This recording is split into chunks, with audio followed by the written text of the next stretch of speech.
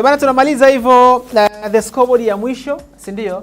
Kwa mwaka 2025. Wewe ni mtu wa muhimu sana. Wewe mtu wa thamani ambaye umetufuatilia kuanzia tarehe 1 Januari 2025 mpaka leo tarehe 31 Disemba 2025.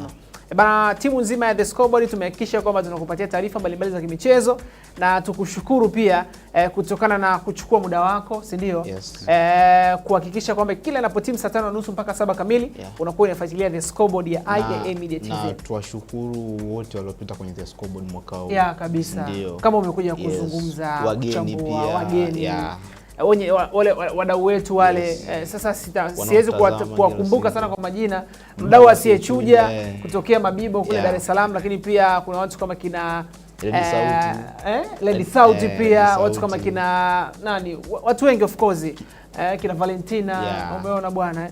3D Media pia ni mmoja kati ya mdau wetu mzuri ambaye alikuwa anatufuatilia. Kuna mshikaji wetu Mwanyegesi kutokea Mbeya, Tukuyu.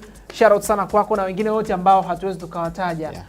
Kwa kweli nyie ni watu wa muhimu sana. Tukutane 2026 kwa sababu tuna package nzito ambayo tumewaandalia katika masuala mazima ya sports. Shukrani za dhati kwa Pass Master Josephat Maira, producer lakini pia mchambuzi wa The Scoreboard, lakini pia Deodat Nyalusi tulikuwa naye hapa, Ibrahim Sikoni pia tulikuwa naye hapa, Abdul anajiita Duli presenter. Naam.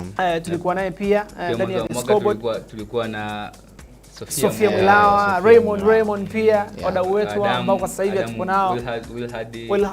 William Chomvu tulikuwa naye hapa, lakini pia na watu wengine wote ambao wamepita kwenye The Scoreboard. Tunawashukuru sana na 2026 tukuahidi tu kwamba tuna mengi mazuri ambayo tuko nayo.